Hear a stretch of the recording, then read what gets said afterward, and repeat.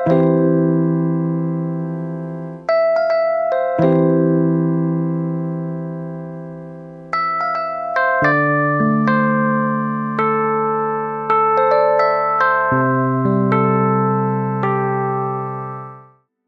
dibesarkan di gereja Metodis. Sejak kecil, aku mengenal Yesus sebagai penyelamat yang baik hati. Tapi hidup membawaku ke berbagai arah, hingga aku nyaris kehilangan arah dan pengharapan.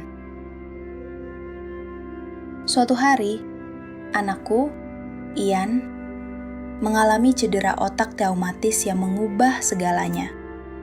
Hari itu, dunia kami runtuh.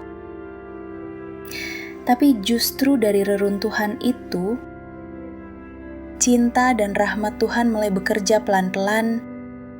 Dalam keputusasaan, aku memohon pertolongan dari surga.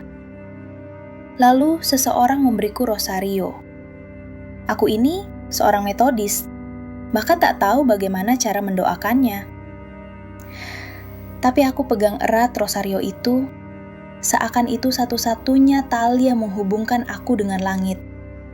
Aku mulai berdoa, dan sesuatu terjadi. Ada kedamaian, ada pelukan tak terlihat dari Bunda Maria yang menuntunku perlahan kembali pada putranya. Saat aku duduk di ruang ICU bersama Ian, aku merasa ditemani, tidak sendiri, seolah Maria pun duduk di sebelahku. Dalam dukaku, aku mulai mengenal kelembutan hati seorang ibu surgawi.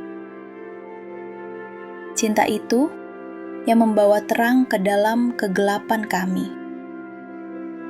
Dan perjalanan panjang kami dimulai.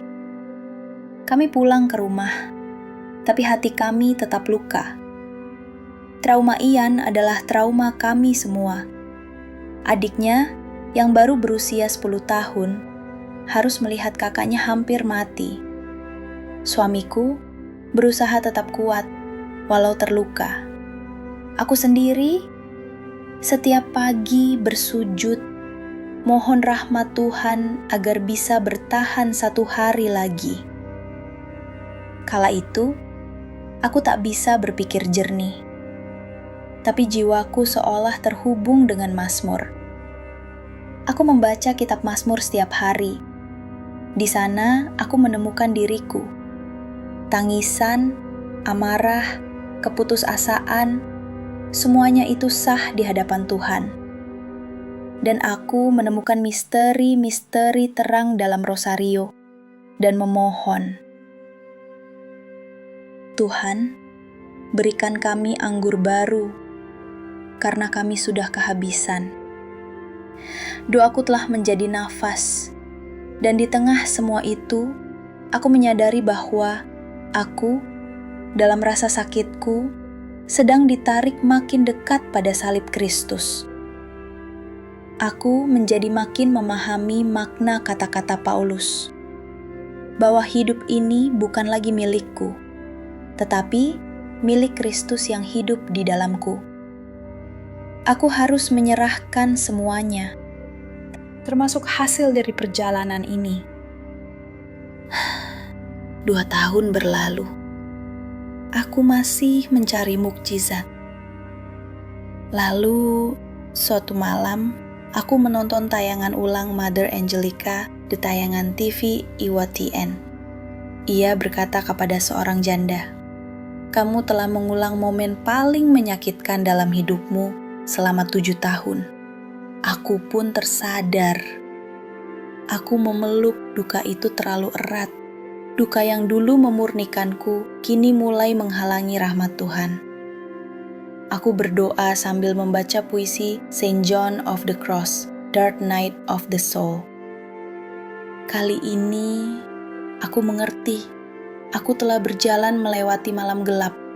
Tapi di dasar tangga menuju Tuhan, aku sadar aku masih membawa satu beban, keinginan agar Ian sembuh total. Itu membuatku belum bisa naik. Aku harus menyerahkan semuanya, termasuk keinginan itu. Aku minta pertolongan Bunda Maria. Hari demi hari aku belajar melepas, dan akhirnya jiwaku naik. Pagi itu, aku terbangun dan untuk pertama kalinya lupa akan luka. Jiwaku tenang di dada sang terkasih. Damai. Aku dibaptis di Gereja Katolik pada malam Paskah 2023. Aku memilih Santa Veronica sebagai pelindungku. Di dalam hatiku, aku tahu Bunda Maria lah yang memegang Ian dan membawanya ke kaki salib. Dan satu hal yang kupahami kini, cinta adalah satu-satunya jawaban yang masuk akal atas segala penderitaan. Dan cinta itu telah menuntunku pulang. Demikian inspirasi dari Jasmine Johnson yang telah melakukan perjalanan ke gereja Katolik dan mendapati dirinya sekarang dalam musim kehidupannya, di mana iman telah diubah dari pengetahuan analitis menjadi kesadaran yang rendah hati. Dia adalah seorang istri, seorang ibu, dan seorang nenek. Dia sangat senang mengajar sekolah minggu. Dia menceritakan kisahnya untuk menunjukkan kepada semua orang tentang kasih karunia dan belas kasihan Tuhan yang penuh kasih. Dan semoga hal ini dapat menjadi inspirasi iman kita semua. Ingatlah untuk selalu tetap setia pada iman Katolik kita. Sampai jumpa lagi bersama saya, Benedikta. Salam sukacita.